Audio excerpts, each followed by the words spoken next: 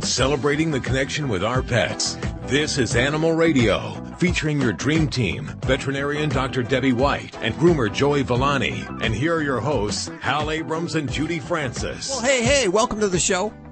Write down this number.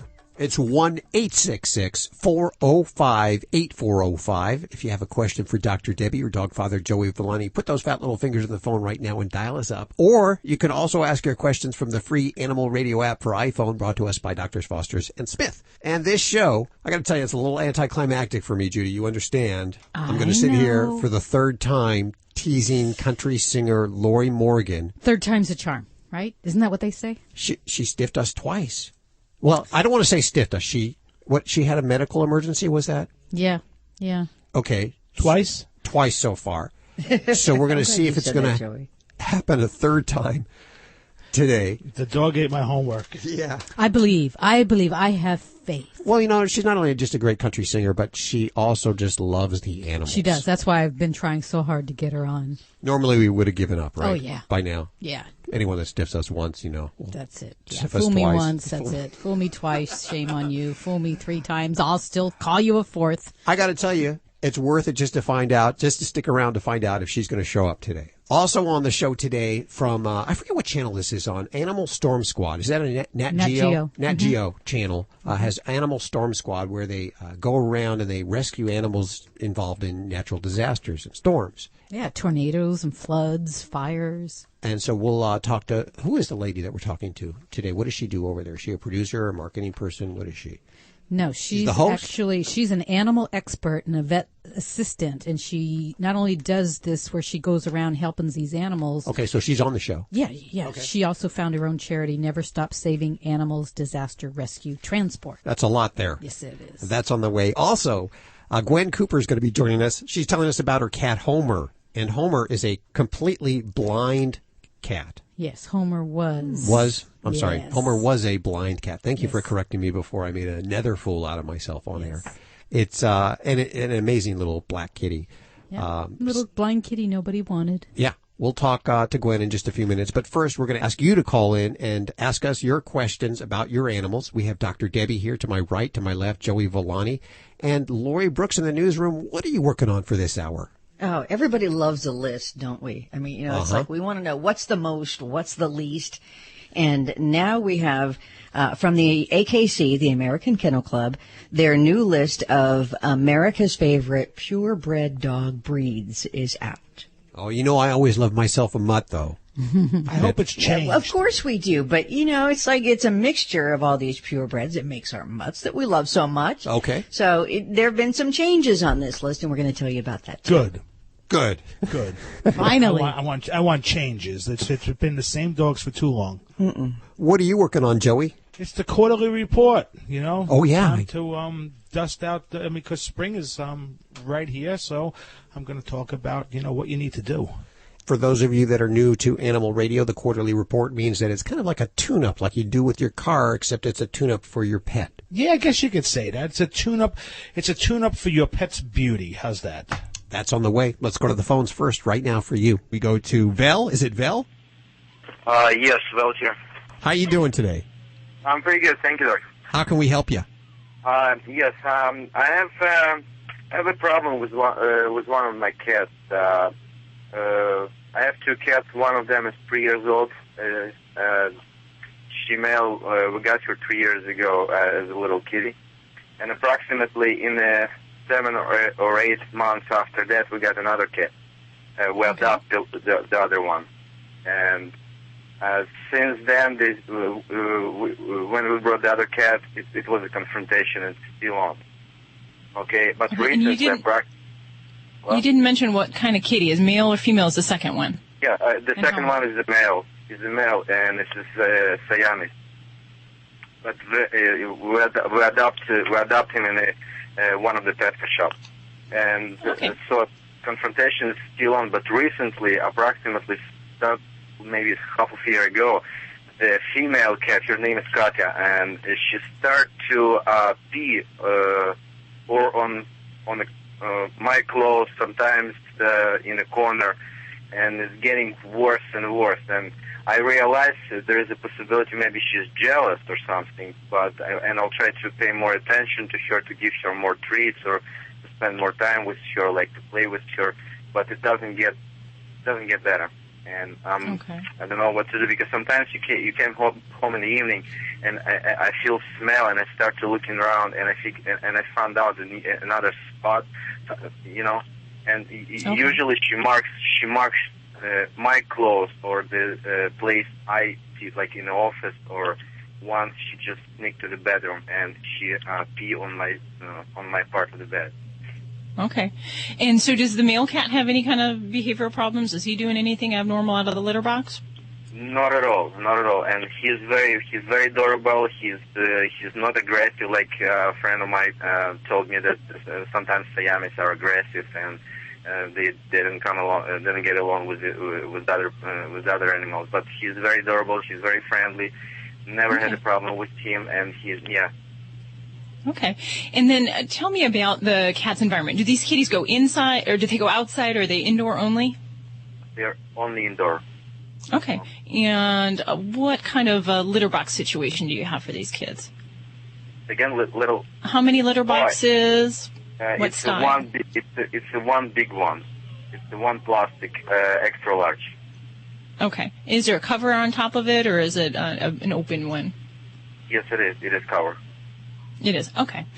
Yeah, all right. Well, let's. I'm sorry if I can interrupt you. I mentioned the situation in Petco, and they recommend me to get another box.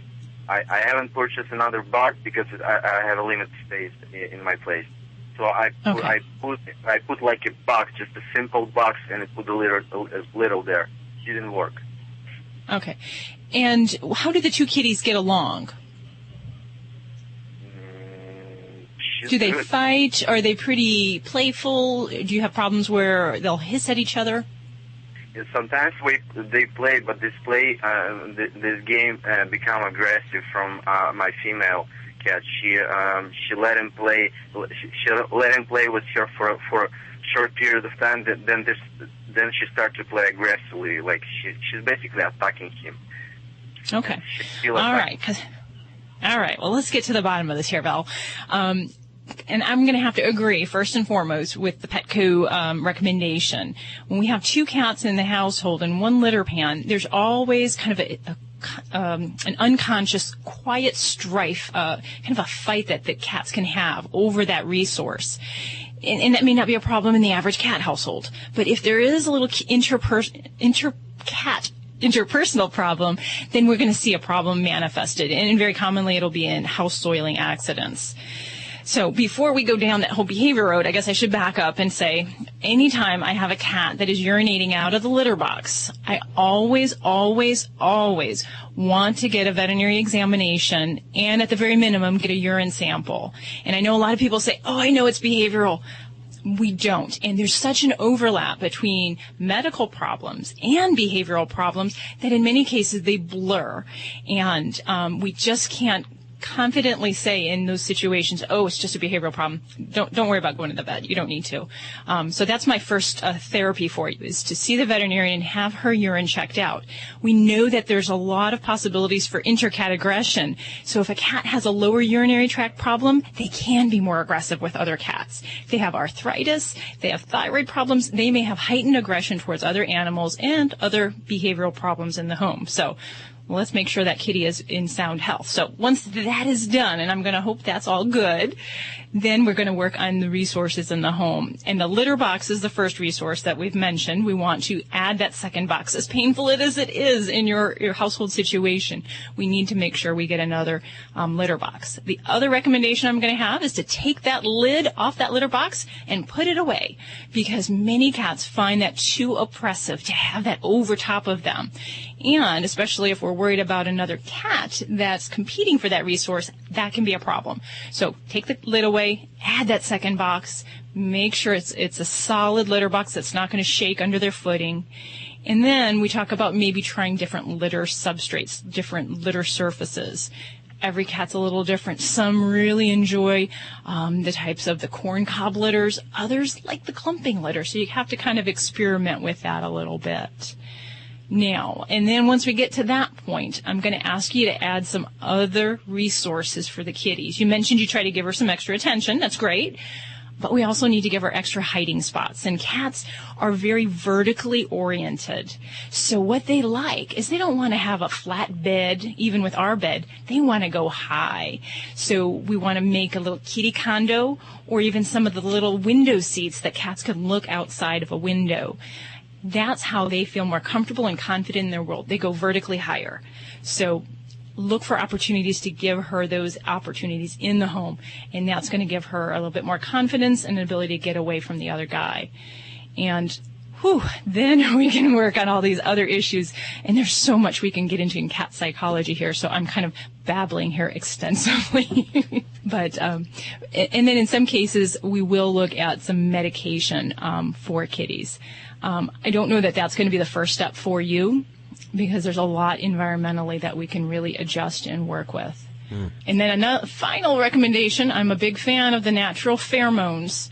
So you can go to your local pet store or veterinary office and pick up a little plug-in that releases scent hormones that have a calming effect. And that can help when we have these kind of inter-cat problems, whether it be house soiling or aggression or what have you.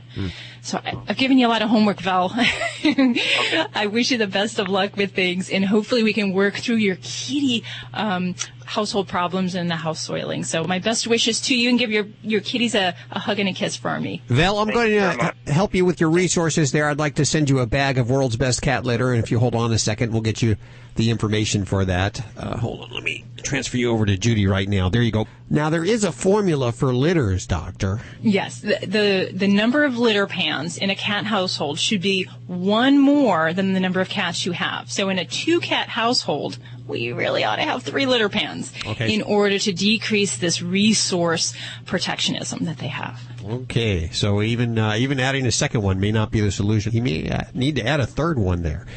Very possible. Cats are so darn territorial, I'll tell you.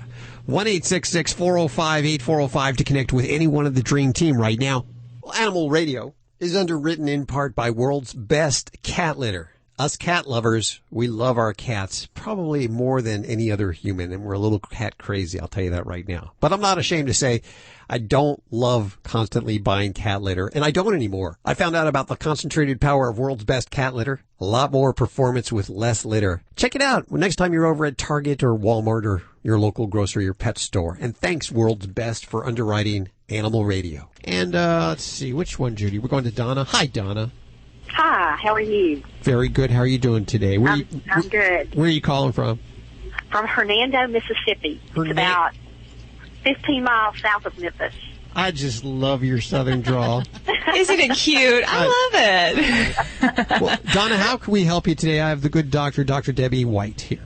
Well, I have a bulldog who is a year and a half, and she has what the specialist has told me is cyclic alopecia. She has hair loss on both sides. One side is worse than the other. She's not my first bulldog, and so when she first started losing her hair, I wasn't too alarmed because I went through this with another bulldog, and it turned out to be food allergy. However, they don't seem to think that's what her problem is. We are on a food diet right now, doing a hypoallergenic diet, but the vet really didn't give me much hope for her hair growing back. And I just wondered, are you familiar with anything that might help or know of anything else I could do? Oh, sure, yeah. And you're talking about cyclical, or what we call seasonal flank alopecia, which is basically kind of a smooth hair loss that happens on the sides, and it's usually, even on both sides. Right. It tends to happen at certain times of the year.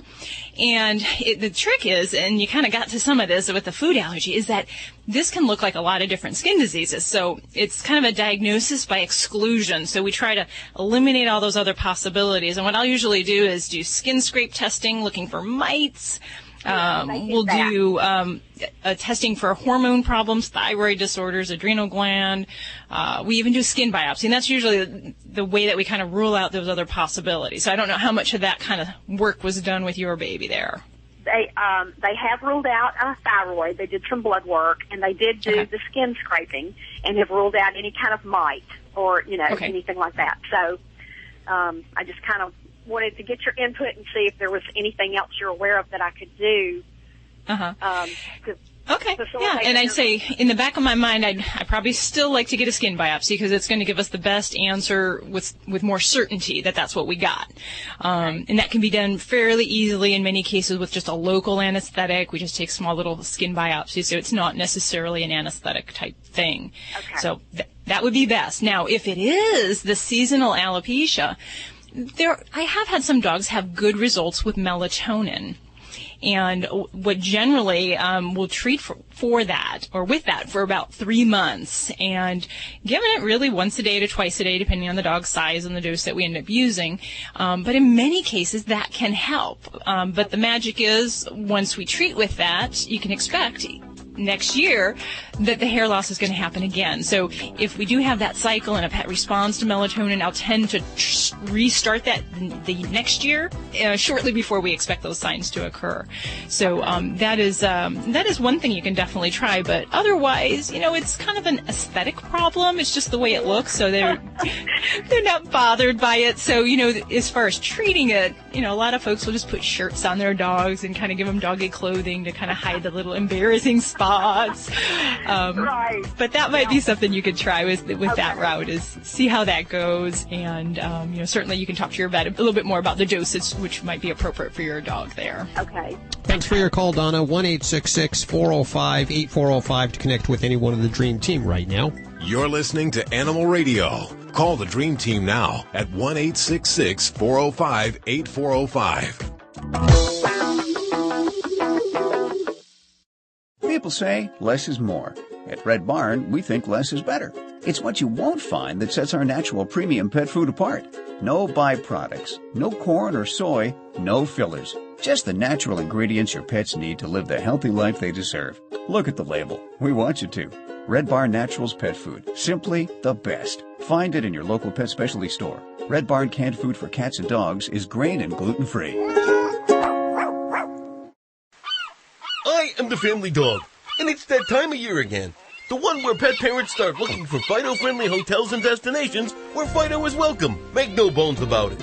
Pets are part of the family, and we like to sniff out new places too, and we hate to be turned away, especially when we're on our best behavior. So we won't be left out in the cold. Be sure to pick up a copy of Fido-friendly magazine to find the best hotels and destinations where Fido is always welcome. Go online to FidoFriendly.com and subscribe today. Do you know a lot about beer? Well, it's time for Sam Adams' Know Your Beer. Not all hops taste the same. American hops. They're piney, citrusy, like a lumberjack chopping grapefruit. German hops. They're floral and spicy, a beautiful bouquet with thorns. Ow. English hops. Earthy and delicate, a beer lover's cup of tea.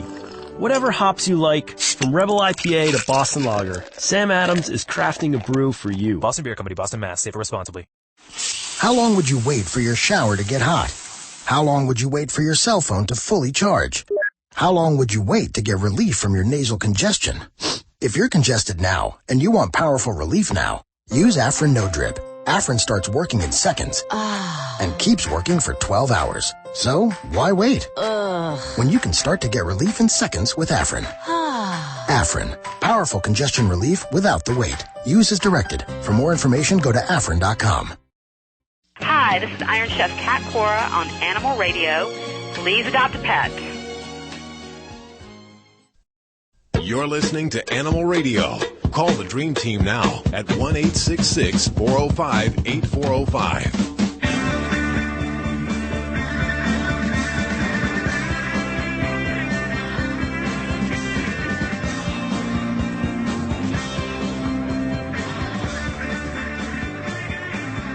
It's Animal Radio. And there's two ways to get in touch with us. Toll free at 1-866-405-8405. Or you can download the Animal Radio app for iPhone and Android and ask your questions directly from the app, as well as get the latest news and the latest recalls, all the information that you need for your pet. And it's a free download because Drs. Foster's and Smith made it that way for you. So download it now for your iPhone, Android, and we do serve Blackberries, if anyone still has one of those. I was watching Entourage last night. Of course, that was set in the 90s, and they're all using the Blackberries. No iPhones yet. Didn't we call them crackberries? Yes, we did. And other things, other things I don't really want to say on the air, but I'll leave it to your imagination. Dr. Debbie's here to answer your calls, toll free at 1-866-405-8405, and Joey Villani with your grooming questions. And in a few minutes, we're going to hopefully talk to Lorrie Morgan, country singer Lorrie Morgan. And I will tell you right up front that there's 2 times she was supposed to be on with us. So I feel it, Hal. You think she's going to be here? I do. I think she's going to be here. Yes, I've talked to her people. Oh, you've talked to her peeps. Yes. She has people? Yes, she has people. Yes. Okay. I got people. Do you got people? I don't have any people. How do I get people? I got puppies. Your puppies. Do you have people, Lorrie? You got to have people. No, You're in the news. I have dogs. I have cats. Yeah. What are you working on this hour?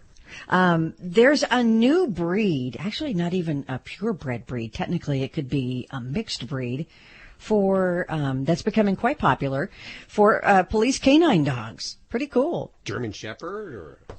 No, well, that's Been what we're there, used to done that. seeing. Yeah. German Shepherds, yeah, and Belgian Malinois, and I think you see some Labs and stuff too. And Rottweilers. This is but a different one. Okay. So this is a good thing. You could probably get them from the shelters then, maybe. You're on the right track, Joey. That's it.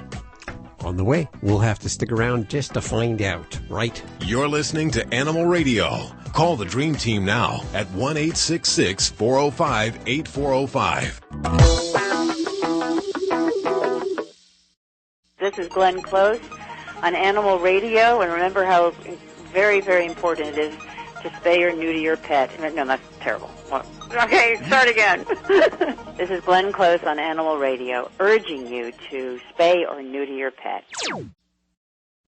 This is an Animal Radio News Update, brought to you by Drs. Foster and Smith Pet Pharmacy, with prescription medications and over-the-counter products like Advantix flea and tick medication delivered right to your door. Learn more at fosterandsmith.com. I'm Lori Brooks. Labrador Retrievers still reign supreme after a quarter century as America's favorite purebred dog. But French Bulldogs, they say, are on the rise on this latest list, and some lesser-known breeds are also climbing the big popularity ladder, too, according to a new AKC ranking list that's out. Now, known for being easygoing, super fun-loving, friendly, and multi-talented, Labs have held that #1 spot for longer than any other breed since the AKC started keeping track back in the 1880s. That's a long time. Now, rounding out the top 10 in order are #2, German Shepherds, followed by Golden Retrievers. English Bulldogs are 4th, then Beagles, French Bulldogs. At #7, the Yorkshire Terrier. #8 is Poodles, then Rottweilers and Boxers at #10. They say French Bulldogs moved from #9 to the #6 spot on the new list and also became the favorite purebred dog in Miami and San Francisco, having already been the favorite dog in New York City. They weren't even, by the way, in the top 50 as recently as 2002. Now, some other breeds that are rising in popularity include the Cane Corso, which is an imposing Italian guard dog. It rose from #47 to 35, and also the Norwegian Elkhound, a big hunting dog that's up from 100 to #88. But what about those dog breeds that are declining in popularity? Well, Dachshunds and Shih Tzus dropped out of the top 10 within the last 5 years. Boston Terriers, Cocker Spaniels, and St. Bernards were #1 in decades past, but they aren't even in the top 20 now. We've grown used to seeing German Shepherds and Belgian Malinois as police dogs, but how would you feel if pit bulls became the next generation of canine officers? Because it is happening now. 2 organizations, in fact, have joined forces to save pit bulls from shelters and train them to become police dogs. Animal Farm Foundations is one organization. They cover the cost of the training, while Universal Canine, another group, actually trains the dog physically to be the new canine officers. And already the program has successfully placed 9 pit bull canine officers across the U.S. in different police departments. I'm Lorrie Brooks. Get more breaking animal news anytime at animalradio.com. This has been an Animal Radio News Update brought to you by Doctors Foster and Smith Pet Pharmacy. With everyday low prices on products like Quellin and Rimadyl delivered right to your door with a 100% satisfaction guarantee. Learn more at fosterandsmith.com.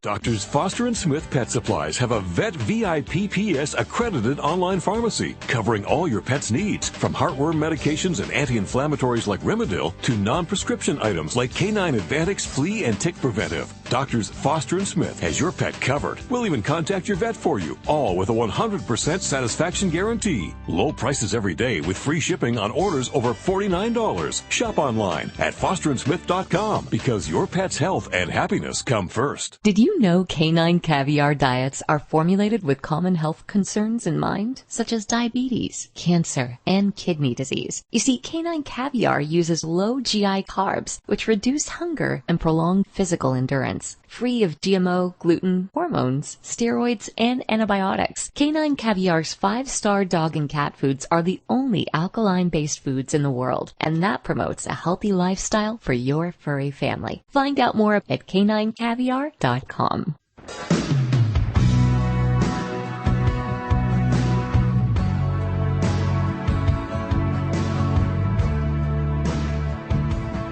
You're listening to Animal Radio. If you missed any part of today's show, visit us at animalradio.com or download the Animal Radio app for iPhone and Android.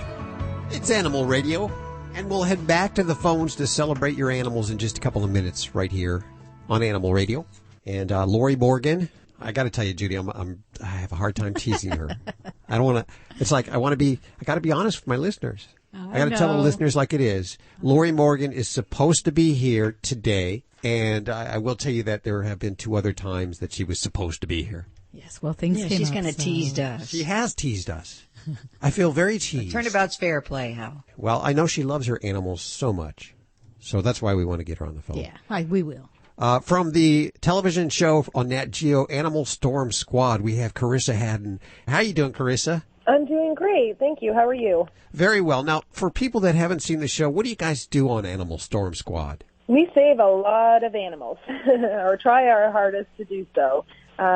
Never Stop Saving is the animal rescue organization, and the show is called Animal Storm Squad. And what you will see is a group of very dedicated, trained volunteers that go into natural disasters, the destruction afterwards, and help get the animals out of there. And we do triage, take them to the vet, and ultimately reunite them with their owners.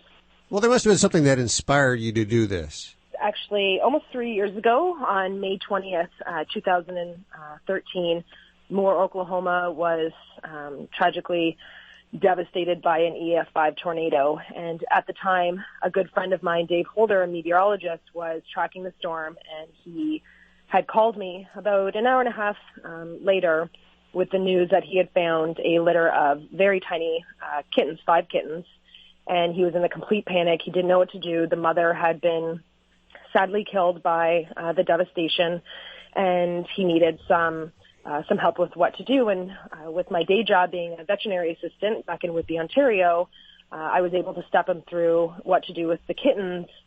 But sadly, because of all the devastation, I was trying to call all the vet clinics for him because the phone lines were down.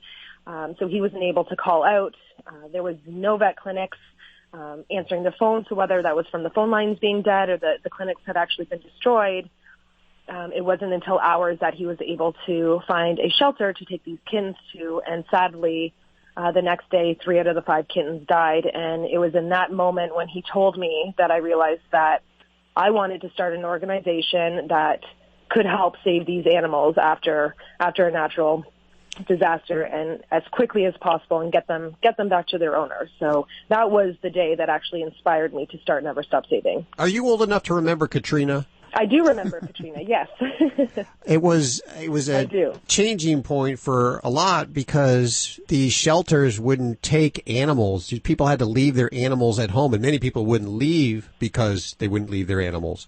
And there was many big organizations that went in there, like Best Friends, to rescue animals and get them out of there. Left behind, yeah. So are you finding that in these disasters, more and more people are able to take their animals with them, or are they leaving them? There's a mixture of both. I think that if the residents are given enough evacuation time to get their animals out, then they're definitely taking them with them. But if you're in a wildfire situation, we heard many stories when we were up in Middletown, California for the Valley Fires just this past summer. And one of the stories that we heard was the resident was literally just sitting there having a drink on her back porch, and she started to smell smoke. And then she kind of looked around the corner of her house, and there was the fire, just 100, 200 yards away. Mm-hmm. And all she could do was get the keys to her car, grab her kids, and get out as quick as possible. And she didn't have time to find her cats or her dogs. So I think I think that each disaster is different with how much time, the family has to get their animals out.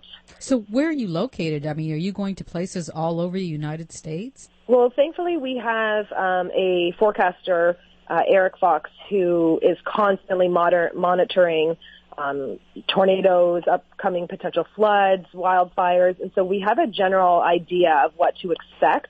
But everything, can change, weather patterns change, but we're always preparing and getting ourselves ready to deploy at a moment's notice if help is needed.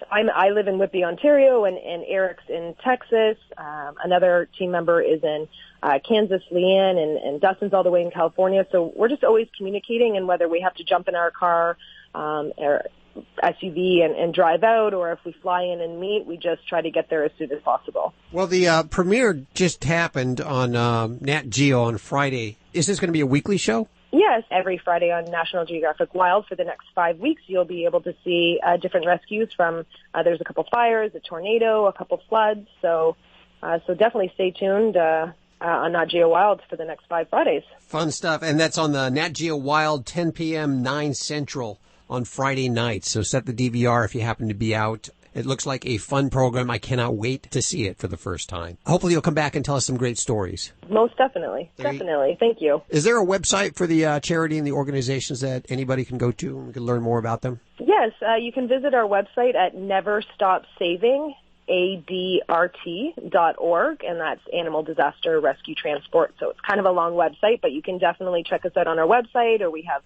Facebook, Twitter, and Instagram too, and we're constantly posting pictures of our rescues and our training, and anything involved in rescue is always being posted. Never Stop Saving, ADRT.org. Of course, links to everything you've heard on today's show over at animalradio.com. Karissa Hadden, thanks so much for joining us today. Thank you very much for having me. Well, this healthy serving of Animal Radio is brought to you by the grain-free Red Barn Naturals canned food for dogs and cats, always made in the USA with natural, functional ingredients to support your pet's optimal health. Learn more over at redbarninc.com. And thanks, guys, for underwriting this portion of Animal Radio. Hello, Animal Radians. It's Robert Semro, your Pet World Insider, here with this week's Animal Radio Listomania, 4 things dog parents know that others don't. Are you a dog parent who is consistently scrutinized by people without pets? Well, take pride in knowing that your house is not only filled with unconditional love, but also deeper knowledge of life. That's right. Here's just a few things that dog owners know that those without a dog don't. To begin with, it's truly important and socially enlightening to have someone special to share any meal with. In fact, it's even better for dog owners because your dog is more than happy to let you choose what that meal is. Are you feeling steak or chicken? Well, so is your pooch. Maybe you want pasta. That's fine too. See, there's no wrong decision or hours of debating what to have. When it comes to meals with your dog, the decision is simple. Let's eat. Next, sharing is expected in a household with a dog. There is no mine or yours, just who got there first and who has the bigger bark. See, dogs are more than happy to share their spot with you, and they know that even though you may not think there's enough room on that chair or sofa or bed for them, they'll make it work. No need to worry, it's in their DNA. That's right, that DNA.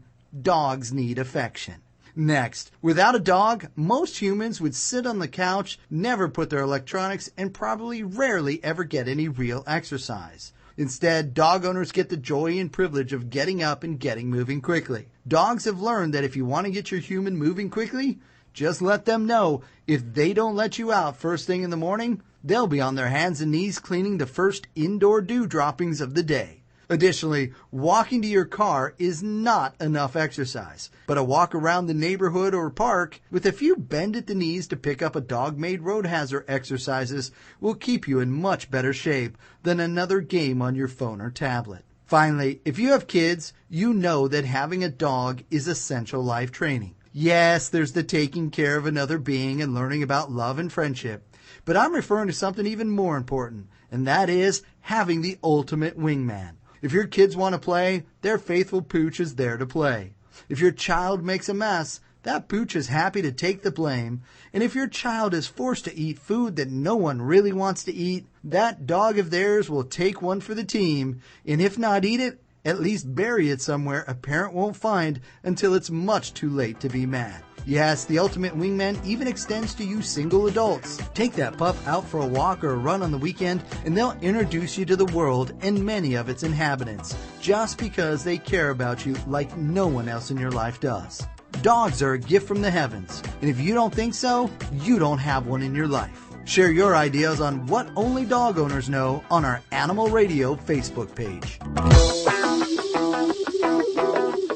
Dogs or cats, horse or emu, animals are people too. A Pennsylvania woman pleaded no contest to reckless endangerment in a case where she allegedly attacked police with rattlesnakes. Police were on the scene trying to keep Terry Jackson from harming herself with a hunting knife. 36-year-old Terry Jackson picked up 2 western diamondback rattlesnakes, a pygmy rattlesnake, and 2 copperheads she had raised in her basement, and tried to scare the police officers from taking her into custody. Police subdued her with a stun gun and took her to the hospital to be treated for snake bites. Jackson asked to be enrolled in the North Cumberland County Mental Health Court, which would allow her to avoid jail while undergoing counseling. The snakes were donated to a zoo in Hershey, Pennsylvania. I'm Britt Savage for Animal Radio. Animals are people too. Animal Radio. You're listening to Animal Radio. Find us at animalradio.com. Log on, learn more. Oh, what did he say? He said we're all across the USA, the most listened to pet show today. Animal Radio, we're everywhere you go. Animal Radio. Animal Radio. We're going to head back to the phones, but before we do, I want to remind you that if you do have a Yorkshire Terrier, a Shih Tzu, a Pug, or a Mini Schnauzer, have you checked out Dr. Debbie's Kindle books? They're over at Amazon. We have links from animalradio.com, too. How to be your dog's best friend. Hi, Stephanie. Hi, how are you? Good. Where are you calling from? I'm calling from Santa Ana, California. How can we help you today? I'm going to be getting a Pekingese puppy, and I was just wondering, what type of food would you feed it? Because I haven't raised one of those type of dogs before. Okay, what's your experience been in dogs? I've had poodles, and I've had an Afghan, and I've had a Samoyed dog years ago. All right. Well, the good thing and the good news is they're very similar with some minor changes for small dogs. Some of the special concerns we might have for small dogs are going to be on the size of the kibble and are going to be concerns with hypoglycemia. And size of the kibble basically being that a lot of times for the smaller breeds of dogs, we will go to the small bite variety of foods. Just a little easier for their little mouths to deal with and not as large to worry about so much of a choking hazard.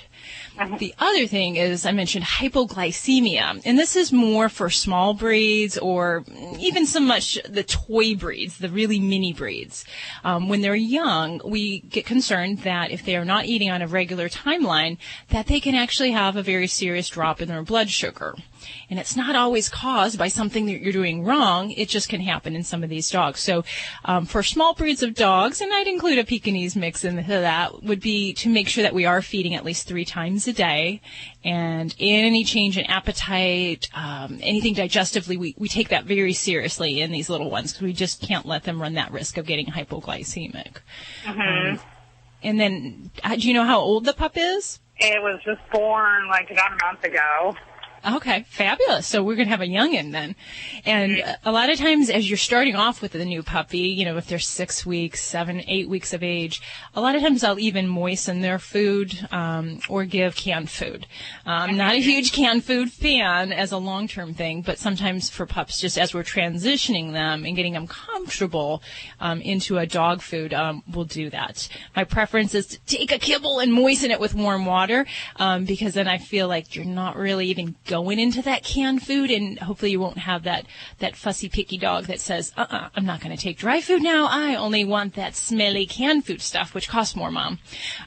So I just try to avoid it if I can. As far as brands for food, my recommendations are to find what your dog likes, stick with major brands, and those that have good, solid nutritional histories. So depends on what did you feed your previous pets? It's been so long ago that I had those. It was like when I was real young.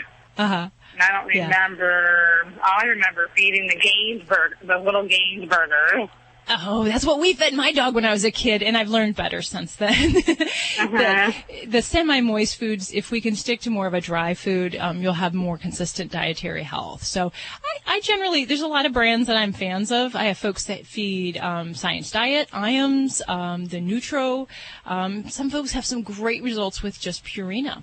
So just, I would say, look for the small bite varieties. And then keep that in mind as far as the frequency of feedings that you'd want to go to. But yeah, I'm not really big into having a single preference on foods. I very much like to adapt it to the individual pet and to their health conditions if there's anything going on there. And then how many months should they be before you get a female spayed? Most cases we will spay at 6 months of age. In some areas of the country, they may have, like in Las Vegas here, we have an early spay-neuter law. So between 4 to 6 months is typically where they'll require that to be done. As a puppy, though, you're going to have some other things before then to address. We start vaccinations at 6 weeks in puppies. Start vaccinating, deworming, and checking those poop samples for parasites for their protection as well as yours. And then we'll usually do that until they're about 4 months of age. So you'll have generally monthly visits there through the puppyhood time. So a lot of good stuff to cover and go over. And I know. Yeah. And all then the puppy training and the potty training. Oh my goodness, we could just talk for hours here, couldn't we? I know. Stephanie, I have some food samples for you to try. We'll send out your way if you hold on for a second, and we'll get your information. Thanks for your call. 1-866-405-8405 to connect with any one of the Dream Team now. Well, this portion of Animal Radio is underwritten by Stella and Chewy's. You know, pets thrive when they're fed the same food they get in the wild, and meal mixers are an easy, convenient way to add raw, nutrient-rich meat, wholesome fruits and vegetables, probiotics, and antioxidants to your dog's diet. Learn more over at StellaandChewy's.com. And thanks, guys, for underwriting Animal Radio. We feed the mixers as a treat in Do this you? house. Yeah. Good stuff. Yeah, it is. They love them. Country singer Lorrie Morgan, we think she's going to be on the way. I have my fingers crossed on this one here. Because she's not only just a great singer, but she loves them animals. You're listening to Animal Radio. Call the Dream Team now at 1-866-405-8405. Hey, everybody, this is Brett Michaels, and I just want to say, you, right now, want to take... Wait, give me the line again. My brain skipped. Brett Michaels... I just had one of my brain hemorrhage brain farts. Oh, don't do that. Don't do that. I don't want to be responsible for that. Trust me, it's me. Go ahead. Animal Radio. Brett Michaels, Animal Radio. You got it. I knew the Animal Radio. Okay, here we go. Hey, this is Brett Michaels. You're listening to Animal Radio, and take care of your pets. They will rock your world.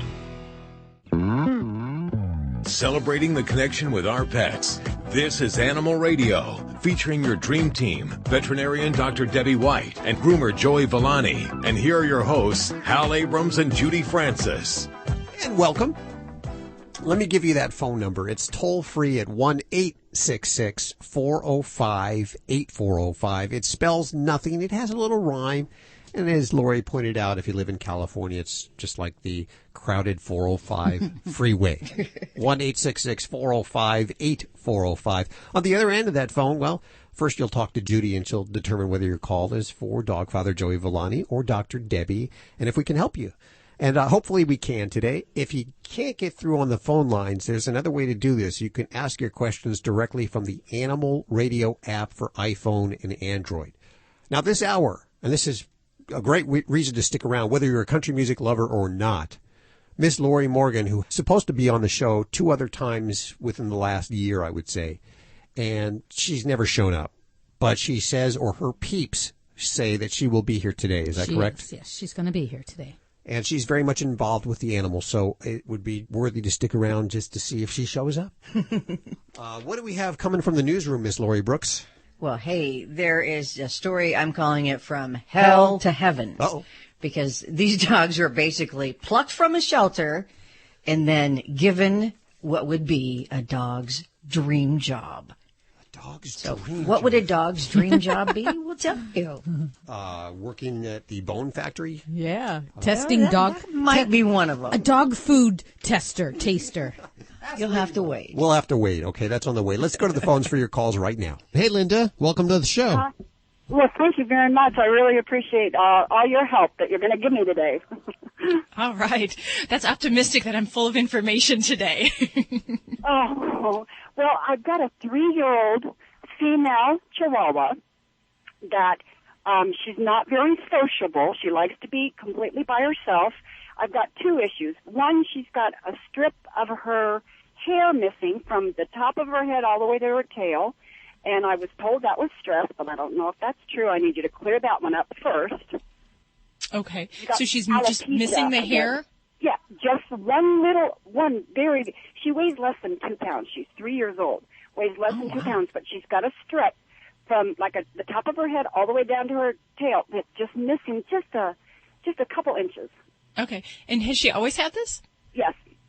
Okay. I wouldn't call that stress. For me, that is a symptom potentially of a spinal deformity that could have happened, kind of a lack of the ability of the normal spine and the vertebrae in that area to really develop fully.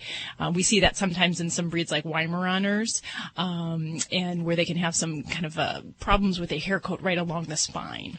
It's very interesting that you say that because I didn't know that much about Chihuahuas, but when she has to go to the bathroom, she starts very slowly in a circle, and then she starts going so fast you can't even watch her. You're going to get dizzy. And I gave her to somebody that had a sort of a vet background and said, the person that I gave her to said she's hydrocephalic, water on the brain, and she needs a shunt. And I just want to know if that's true, because all Chihuahuas I know go in circles, but she just goes very, very fast. Yeah, well, a couple things. You mentioned this baby's really small, this kind of weird strip down her back, and circling. Definitely all of those things kind of mean different things, but hydrocephalus, basically we'll back up, is where the head inside the brain, the fluids build up within the CSF. And that buildup of fluid can disrupt the brain as well as the nerve function, so we can see some abnormalities. And those might include things like circling, behavior changes. We might have a real stilted or spastic kind of gait. We may see seizures. And a lot of dogs with hydrocephalus have, problems learning. They're not as quick and not as easy to pick up on things like house training. Is there anything that I can do to help? She's not in any pain, she doesn't seem like. Is there anything I can help with this condition? Yeah, absolutely. And I think there's a lot that can be done medically. Your friend mentioned, certainly having a shunt or basically a little pathway that can be put in. By far, I'd say that's for pets that are having a lot of the severe symptoms of hydrocephalus. That is the best thing that we can do to really alleviate the pressure, give that a place to drain. And basically what they do is they put a little tube, a little shunt into the brain, and it tunnels under the skin into the abdomen, and it helps drain that fluid. And that helps to relieve the pressure, which relieves the symptoms, and we have a more normal pet. And about 80% of dogs that have this type of surgery, they can benefit greatly from. Now, short of that, if we're trying to control her symptoms, we would be looking at medical management, things that will help to decrease inflammation in the brain, and that would include things like steroids. There are other drugs that we can use to decrease the fluid production in the CSF, in the central nervous system, and those might include diuretics, steroids, and then there's some other medications. So there are some things. I was worried because she weighs less than 2 pounds, and they didn't even want to spay. I don't know if it's spay or neuter, but they didn't want to do that because she was so small. So I'm worried about any kind of surgery because she is so tiny. Yeah. And I think with this situation, the fear of surgery versus the benefits of the outcome, you have to weigh that. The reason she is small is because she's stunted, because she has a brain developmental problem. So that's what's kept her small. So, not that she's going to get a lot bigger, but that is a fact of her brain dysfunction right now. And personality-wise, circling-wise, yeah, I could definitely attribute those types of symptoms to a dog that has, especially if we've got the bulging head. And a lot of dogs with hydrocephalus also have the eyes that kind of point down into the outside. That can be very distinctive for a pet with hydrocephalus. Well, when she's going in circles, she looks completely on the ground, and then when she's doing her business, she just looks up and then she's done, and then she's totally antisocial. She wants to go find some dirty clothes and burrow herself in. But I do have her brother that's probably 5 times her size. So I was wondering about the difference in size, and you cleared that up for me. Yeah.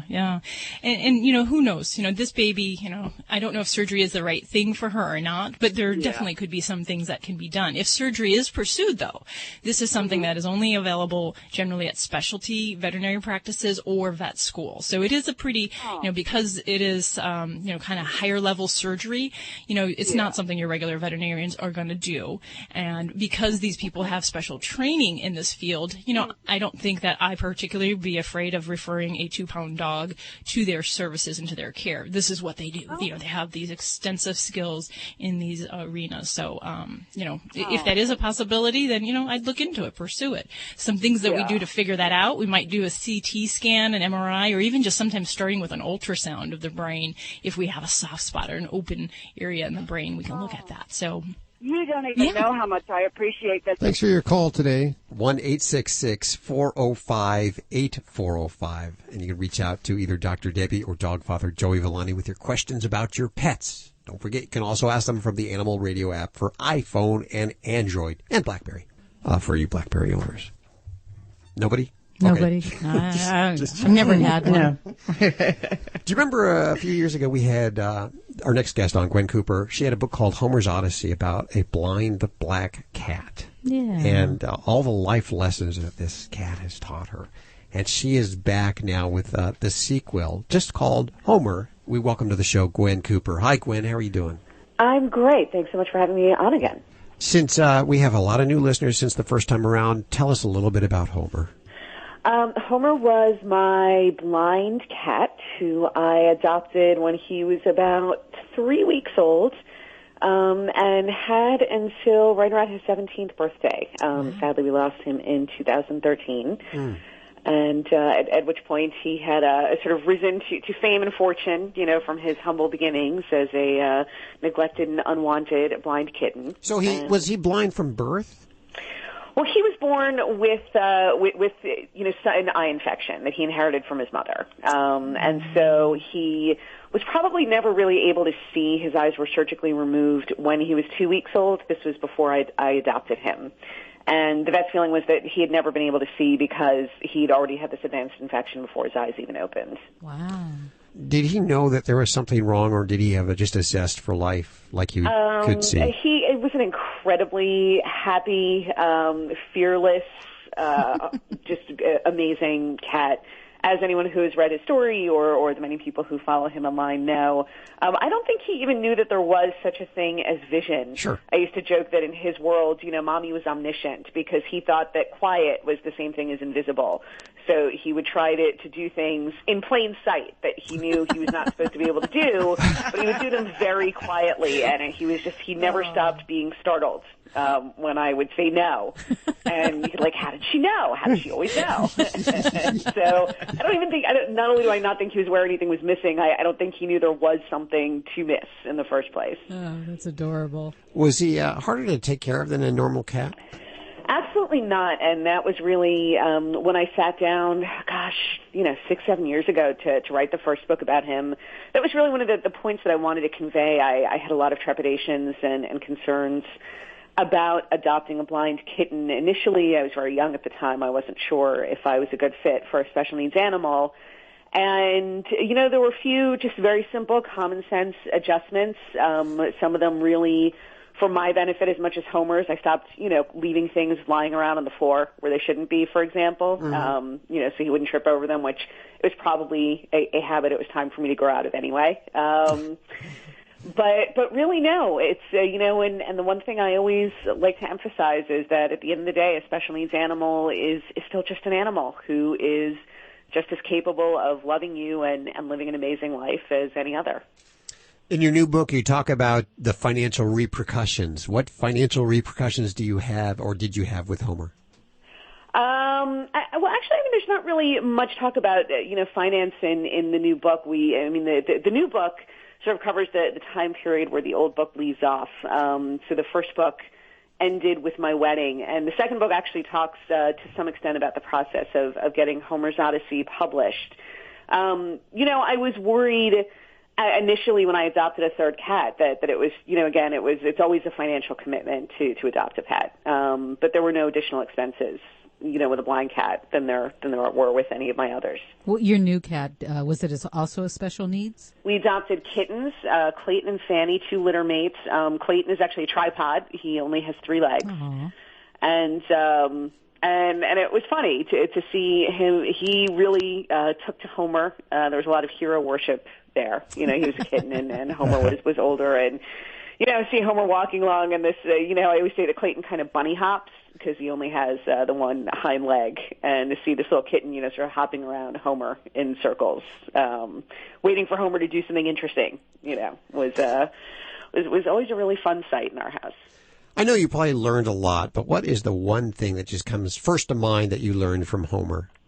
I always say this idea of blind leaps of faith, that there are things in life that are scary, and if you overthink them, you don't do them. And sometimes you just have to close your eyes and jump. And, Homer, who was just so fearless, and there were probably a lot more things for him to be afraid of than he even knew, but he didn't see them. And so he just lived his life. I read Homer's Odyssey, but this looks like such a fun follow-up and a sequel to it. If people want to learn more, they can go to your website at gwencooper.com. Of course, links to everything you've heard on today's show over at animalradio.com. And do we have copies to give away? Five copies to give away. Yes. Toll free at 1-866-405-8405. We're talking about Homer, the sequel to Homer's Odyssey by Gwen Cooper, about this adorable little black cat who was blind and passed in 2013 at 17 years old. That's a pretty long life. That's a good life for a cat. Yeah, no, he lived a good long life, and he was a champ until the end. Just really tremendous courage and tremendous strength and strength of character. And I think people who read the first book and want to know more of the story will be sort of proud, I guess, as proud of Homer as the rest of us were when they read the new book. I also wanted to say you can find it. Actually, Homer has his own website these days, and that's hihomer.com, just HIHOMER.com. And so you can find lots of fun stuff there and links to the book and to Homer's incredibly active social media community. The cat is so much more popular than I am. Yeah, well, he has like 2 million fans, doesn't he? He has, Well, he has 800,000 fans just on his Facebook fan page, and we reach 2 million people a day just on Facebook. And then, of course, there's, Twitter and Instagram and Pinterest and the blog. And like I said, many more people know who Homer is than know who I am. Well, we know... Probably as it was always destined to be. Sure. And we know the internet was invented for cats anyway. It absolutely was. Cats and porn, I always say. Yes. So I guess I'm in the right side of things. There you go. Gwen Cooper joining us. Thank you so much for doing so. We appreciate it. Thank you so much.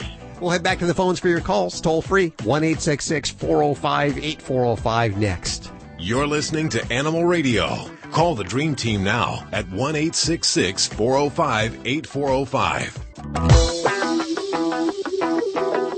Stella and Chewy's believes that selecting the best food is one of the most important decisions an owner can make for their pet. We believe that pets thrive when they're fed the same diet they'd get in the wild. Dogs and cats are carnivores, and meal mixers are a quick and convenient way to mix a little raw nutrition and great taste into their diet. Made from premium raw ingredients like grass-fed meat and cage-free poultry with organic fruits and vegetables, meal mixers help kickstart your kibble. Learn more at StellaandChewy's.com. How long would you wait for your shower to get hot? How long would you wait for your cell phone to fully charge? How long would you wait to get relief from your nasal congestion? If you're congested now and you want powerful relief now, use Afrin No Drip. Afrin starts working in seconds and keeps working for 12 hours. So, why wait? When you can start to get relief in seconds with Afrin. Afrin, powerful congestion relief without the wait. Use as directed. For more information, go to Afrin.com. Remember when a small business needed a landline? Today, landlines are a thing of the past with Grasshopper, the entrepreneur's phone system. On the road, at the beach, or at home, Grasshopper helps you grow your business. Get all the features of a business phone system and the freedom of a cell phone with our iPhone and Android apps. Features include multiple extensions for your team, calls forwarded to your mobile phones, voicemails transcribed and emailed, and so much more. See how it works at Grasshopper.com, the entrepreneur's phone system. No matter what kind of allergy day you're having, relief can be yours with Nasacort Allergy 24-Hour. Its prescription-strength medicine effectively relieves your worst nasal allergy symptoms, including congestion, for 24 hours. Nasacort has no harsh taste, is non-drowsy and non-addictive. Unlike Flonase, Nasacort is scent and alcohol-free. For effective nasal allergy relief, choose Nasacort. It's guaranteed relief or your money back. Details at Nasacort.com. Use as directed. Hi, this is Dr. Paul on Incredible Radio. Is that what it is? Animal Radio. Okay, I'm sorry. Hello, this is Dr. Paul on Animal Radio. The pets are all part of your life. Make them welcome in your life. You're listening to Animal Radio. Call the Dream Team now at 1-866-405-8405.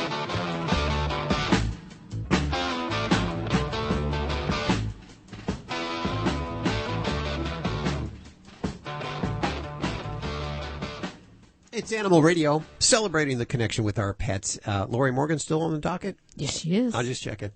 She is. It's going to happen. I believe. I'm sorry. You guys have no faith. I've got faith. Well, you can see why, right? Yeah, I can. You guys have every reason. Okay.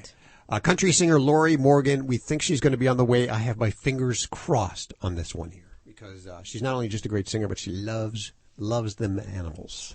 I believe she has a few of them, too. Yeah, we love that about her. Yes. That's really the only reason that we're trying a third time is because she has animals and she loves animals. And she loves them. I'm not giving up. Good. What are you working on over there in the newsroom? I got to say, I got a call just a few minutes ago. Somebody said, wake Hal up. Is that... he seems to be snoring you over asked the air. for it. Ow. Yeah, ouch. Yes? Hal, I'm sorry. It's not you that's snoring. It's Gordy. Yeah, it is Again. Gordy. I want to correct that. And Gordy is so cute. And if you haven't seen the video of Gordy, what is he, kind of chewing in his bed? Sucking on his bed? Sucks, yeah. Check our Facebook page out because it's a cute video, cute dogs. And you can see what they're doing as we do the show.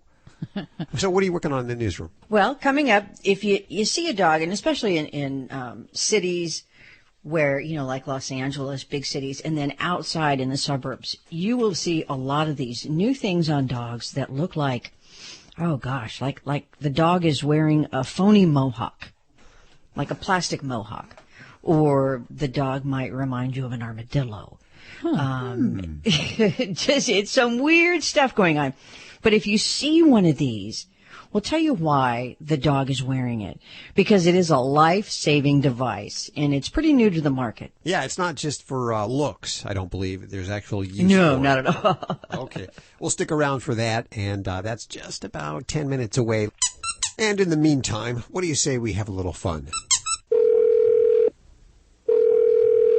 Good afternoon, the IAMS Company Customer Service. This is Lorrie.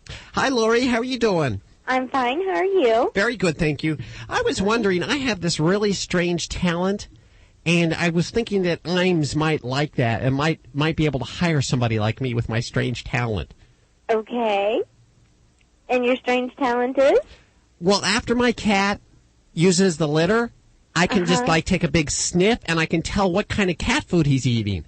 Really? Yeah, I like the other day it was IAMS. We gave him some Eukanuba, and I was able to just take a big sniff, and I knew immediately it was IAMS. That's wonderful. That's wonderful. I was wondering if you could use anybody like that around there. Unfortunately, right now there's not really a need for that. Yeah. We have not even for taste tests or anything like that, huh? No. We like to use our four-legged companions. Yeah. Yes, we have four-legged associates that taste test our food for us. So you've already covered this ground, right? Unfortunately, but we can definitely take your name and keep that in mind if the call is ever there for a human associate to do that. Well, you know what? I have another idea, too. Okay. Okay. When I see my dog, I have to take him outside to, do his business? Do his business, yeah. And a lot of times I can't see where he left it because it kind of matches the dirt. So I was wondering if you could do something with the food so that it comes out pink or fluorescent orange, and then I'll know exactly where it is. Okay, well, I will definitely pass that suggestion along to our R&D division and see if they can work on that. But as of right now, there is nothing in the diet that can change the color of the dog's stool. Oh, okay. Do you guys have a mailing list? We certainly do. I was wondering, can I put my dog on the mailing list? I think it would build his character and his ego to get mail. This is an Animal Radio News Update, brought to you by Drs. Foster and Smith Pet Pharmacy, with prescription medications and over-the-counter products like Advantix flea and tick medication delivered right to your door. Learn more at fosterandsmith.com. I'm Lori Brooks. A San Diego, California couple has invented a vest that dogs can wear to protect them from being attacked by coyotes. What a horrible thing to happen. They were inspired by the loss of their dog, Buffy, who was killed by a coyote, and it left this couple kind of, angry, understandably so. But they wondered, hey, what can we do to keep other dogs safe from, dying this same horrible way? Well, that's when they came up with the idea for their protective vest. It may make your dog look a little bit punk rockerish, though, since this vest has plastic spikes on it all around the collar area, and then really big spikes or quills that run up and down the length of the back from their neck to their butt. So far, they have sold 120 of these coyote vests, and they're taking a whole lot of orders, so they've had to talk to somebody about manufacturing them just so they can keep up. Looks like it's a product that's going to be around a while. Like the pit bulls adopted from shelters and trained to be police dogs, there's a similar storyline that's played out in Brazil last month when 4 rescue dogs from a shelter there were employed as ball boys at the Brazil Open Tennis Tournament. It was a brilliant move, don't you think, on the part of the Brazilian dog lovers and trainers who took the mistreated dogs and then gave them their new occupation by training them to feel at home and comfortable on the tennis court. And then they had to get them used to the noise of the loud crowds and the high speed of the balls that they were fetching. But they say all of the dogs did a fantastic job, and they were a huge hit with the sports fans. A Michigan veterinarian has earned the title of doggy dentist for his practice of fitting dogs with braces. And he also performs root canals on dogs, too. After a photo of his golden retriever puppy wearing braces, it was shared all over the internet. So now he has this doggy dentist reputation. Dr. Jim Moore says, while it might be unusual for us to see a dog wearing braces, he stresses the all-important world of animal dentistry and dental health, and says orthodontia in pets is normally not for aesthetic purposes, but because of health concerns. I'm Lorrie Brooks. Be sure to get more breaking animal news anytime at animalradio.com. This has been an Animal Radio News Update brought to you by Doctors Foster and Smith Pet Pharmacy. With everyday low prices on products like Quellin and Rimadyl delivered right to your door with a 100% satisfaction guarantee. Learn more at fosterandsmith.com. Hello, I'm David Bellamy, the Bellamy Brothers, and we're on Animal Radio. Love your animals. Doctors Foster and Smith Pet Supplies have a Vet VIPPS accredited online pharmacy covering all your pet's needs, from heartworm medications and anti-inflammatories like Rimadyl to non-prescription items like Canine Advantix Flea and Tick Preventive. Doctors Foster and Smith has your pet covered. We'll even contact your vet for you, all with a 100% satisfaction guarantee. Low prices every day with free shipping on orders over $49. Shop online at fosterandsmith.com because your pet's health and happiness come first. Did you know canine caviar diets are formulated with common health concerns in mind, such as diabetes, cancer, and kidney disease? You see, canine caviar uses low GI carbs, which reduce hunger and prolong physical endurance. Free of GMO, gluten, hormones, steroids, and antibiotics. Canine Caviar's 5-star dog and cat foods are the only alkaline-based foods in the world, and that promotes a healthy lifestyle for your furry family. Find out more at caninecaviar.com.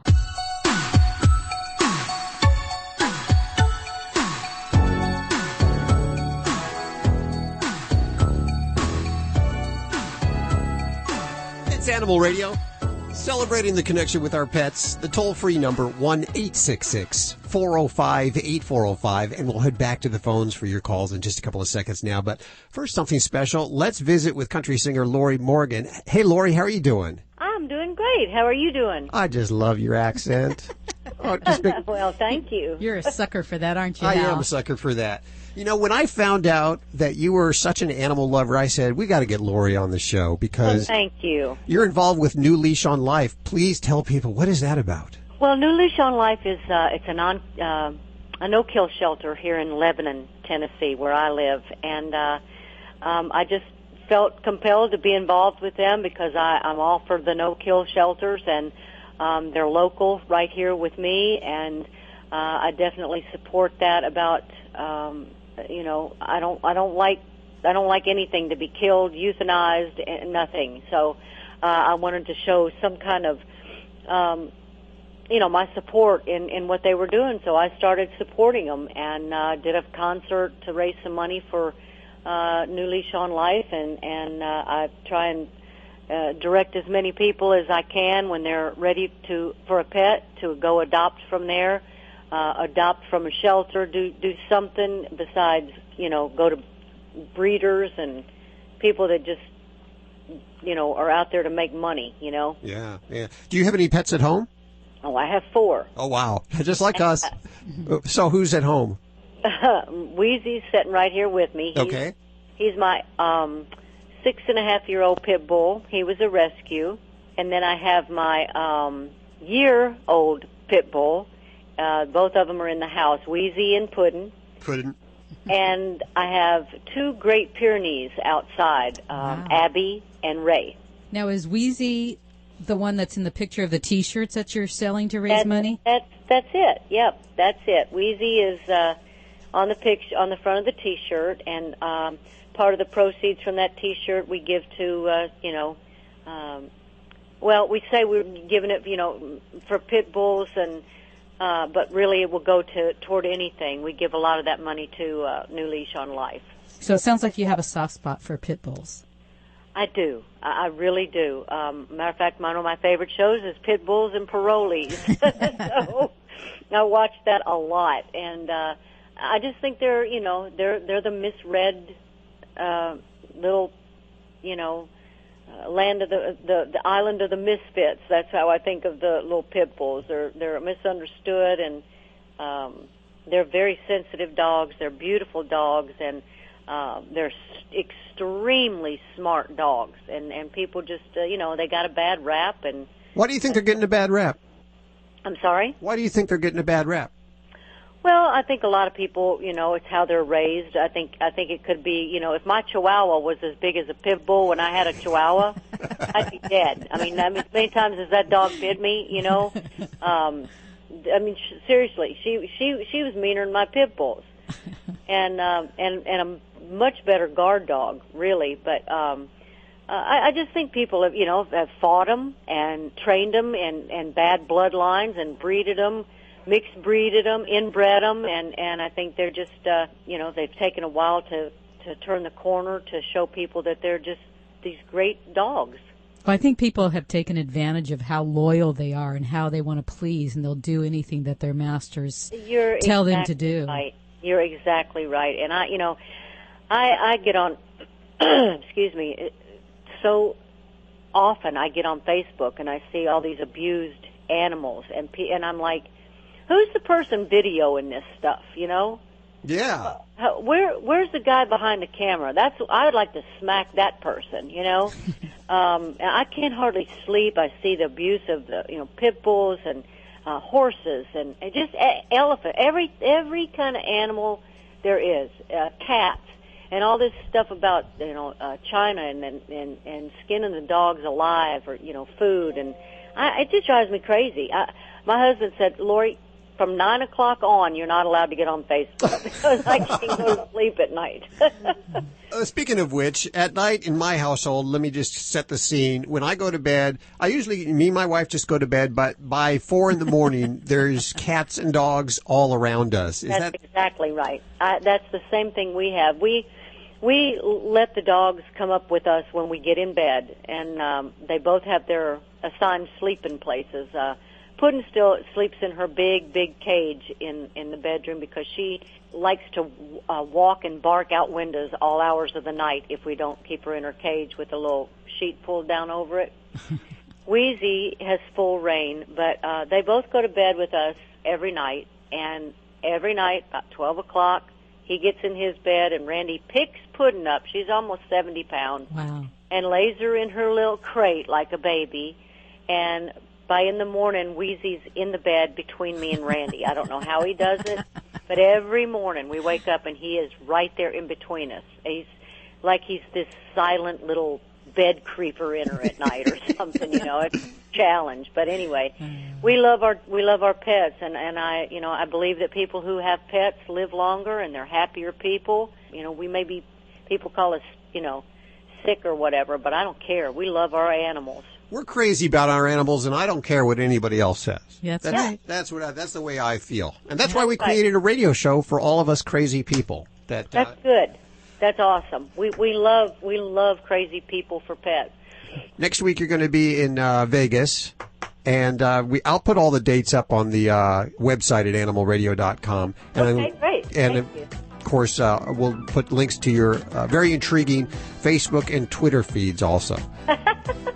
I can do some funny Facebook stuff. I love it. Well, sometimes they're kind of harsh. Sometimes they're not. But you tell it like it is. I do. Okay. Okay. Bye. Bye. There she goes, Lorrie Morgan. So great to finally have her on. Yeah.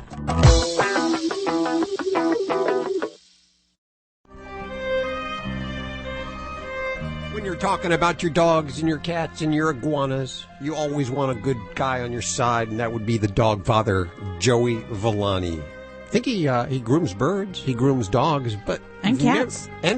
But you've never groomed an iguana. I'm gonna bet my bottom dollar on that.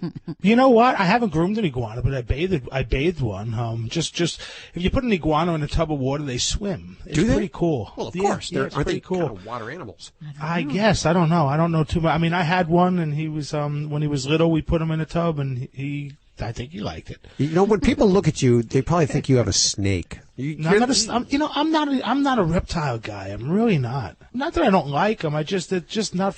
You know what? I want pets I could play with and mess around with a little bit. With reptiles, I mean, I don't know. What do you do? Look at them? I don't know what you do with them. They slither a lot. Wrap them around your neck and wear them. They're an accessory. And you know what? I'm always afraid I'm going to get bit. Yeah? I'm always afraid reptiles, I don't know. Every now and then they just want to bite. I've had a couple of geckos, and I could never keep them alive because they're very persnickety. They need to be kept a certain temperature and eat the right food. live crickets. Wait, say that word again? Persnickety. Yes. Okay. So, I heard that one before. Okay. What's going on in your world today? What do we got? Well, what is spring? Spring's really just right around the corner here. It's a couple of days away. Uh-huh. So again, this is my quarterly report. And if you're spring cleaning your house, it's time to blow the dust off the bird, brush out the dogs, comb out the cats, wax the turtles. It's time to get them ready. And listen, most dogs and cats should be groomed 8 to 10 times a year. And for a lot of reasons, they're not. And if you're one of these people that don't, for whatever reason, whether it's financial or well, but you know what? Your dog doesn't need the maintenance that a lot of these other pets need. But follow this rule of thumb. Okay. At least do it during the change of the seasons. Why is that so important? It's like when the flowers come up. And it's the same thing with your pet's coat. It changes during the season. So now as it starts to get warmer, it's going to start shedding out. If you don't want to mess in your house and you don't want your dog to be uncomfortable, itchy, or sometimes even a temperature change, you need to help get that coat out. So let's bring them to the groomer or bring them outside and start brushing them out, combing them out. Same thing with your cats, and especially, a lot of people neglect cat grooming. But if you got a long-haired cat that's used to laying up against the heating system because they love the heat, now that coat wants to shed out like mad. And you know where it's going to go on to? It's going to go onto your clothes. It's going to go onto your furniture. So get a brush and start combing them out.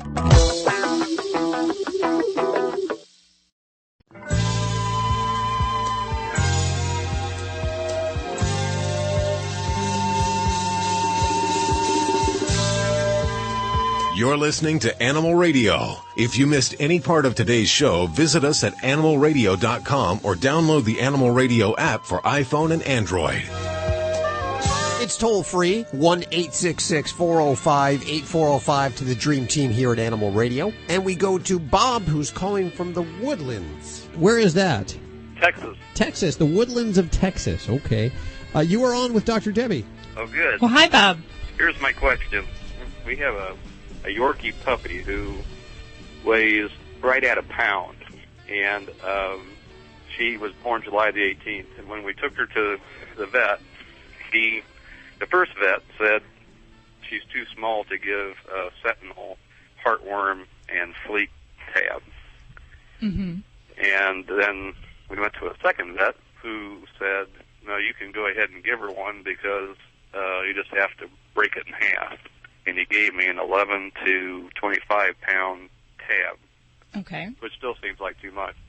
So I called Sentinel on their 800 number, and they said that they don't recommend it for any dog less than 2 pounds. Yeah. So the question is, what kind of flea treatment? I want to get her on some kind of a heartworm regimen, and I also would like to get her on some kind of a flea regimen. Right. Absolutely. And is she the only dog you have? She's the only dog, yes. Okay. And up to right now, have they used regular deworming products on her for other purposes, as far as for the intestinal worms? They've hopefully dewormed her in those respects. Right.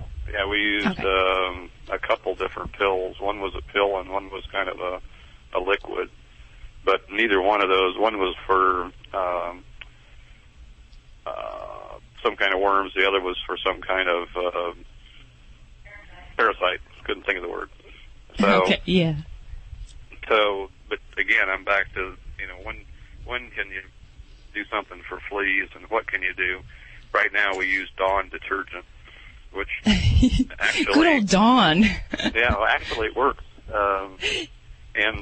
But I hate to give her a bath every week, but that's what we're doing. Yeah, and let me ask you, do you have a lot of flea problems in your area? Oh, well, yeah, in the area we do, but we don't, we have a screened-in porch. We take her out there, and she has a little puppy pad that we're using to get her house broken, so she doesn't... So she's probably not one of those dogs that spends a lot of time outdoors roaming the great yonder. 0 time outdoors. A 1 pound Yorkie could... Yeah. A 1 pound Yorkie could easily be prey for like a large bird or something like that. So we do have to be careful. He should get some of that spike armor you were talking about in the news. Is it real armor that you put on the pets? Is that what it's for, or is it just show? Well, no, it is. Picture like a life vest. Or maybe even a Halloween costume-ish, because that's what it looks like. It's pretty dramatic. It's got these little about inch-long plastic spikes that go around the neck, but these quills that stand up on the back, from the picture, they look like they're about 3 or 4 inches and go straight down their spine, and they're attached to that life vest thing that goes on the dog. You know, I'll tell you what's funny about that. That's no different than like what they do with Commodores and Poolies. Do you know the coat on the Commodore and Poolie? The reason why it's corded and it's so thick, it's protecting the herd, and it comes into contact with a coyote, a wolf, or anything, whatever they're going to fight with. That is protection. They can't bite down through it because you're looking at 4 inches of coat that they would actually be biting through, and that's why their coats are corded. So it's kind of, I guess, on the same level. It's just different. I did not know that. Very interesting. So much on this show. Their own personal armor. Personal armor. So here's the question. Heartworm and flea protection. What would you recommend? Well, you know, every region's a little bit different in what their veterinarians were probably most comfortable with. I do have, you know, definitely I share the concerns with a small dog and using some products. And I would always fall back on the manufacturer because they're going to be the ones that stand behind the product legally. So if they say not to use the heartworm flea medication for her, then I'm going to honor that. For smaller pets in my office, we very commonly will use, as far as heartworm protection, we'll use Heart Guard, which is a type of a monthly chewable, as well as Interceptor, and those are some of the products that we'll use in our office. As far as flea tick products, you can kind of switch things up a little bit, and you can try some different things. And you know, regular bathing with Dawn is great to just kind of remove the fleas, but it doesn't do a lot to really give us some long sustained protection. So we would certainly look at maybe something like I'm a fan of Frontline when it comes to flea and tick control, and that's a type, either a topical spot on or spray on that you can apply to the pet.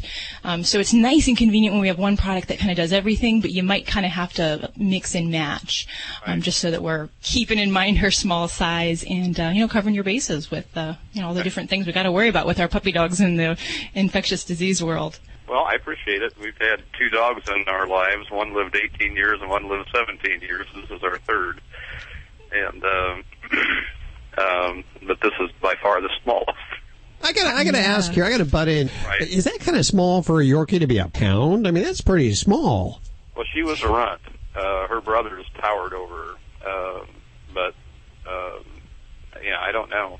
She's awfully. She weighed 14 ounces when we took her to the vet the first time, and she was 7 weeks old. Yeah, and some of those breeds, we definitely can see some lines where they breed towards the really tiny, the really small, almost teacup type size. They're good and bad with that. They're easy to carry around. A lot of people really love the really tiny ones, but you do have to be a little bit on the watch for, you know, some genetic things, and then definitely the size-related problems of just kind of getting underfoot and you know, being a tiny dog in a big world. Okay, well, thank you very much. Thanks for the call, Bob. Well, it's time for us to get on out of here. I guess I owe you $10, Judy. I told you. Lorrie Morgan, thank you so much for joining us today. We appreciate that. And check out her website and her latest album. All the information over at animalradio.com. And if you missed any part of the show, you can download the Animal Radio app for iPhone and Android and listen to it again in its entirety, as well as ask your questions about your animals. We ready to get on out of here? Yeah, I'm ready. Let's go walk the dogs. Okay. Bye. Bye-bye. Wait, I have to wake up Gordy first. Don't. You're not supposed to wake sleeping dogs. Isn't that what they say? Oh, that's right. Let them lie. Yeah.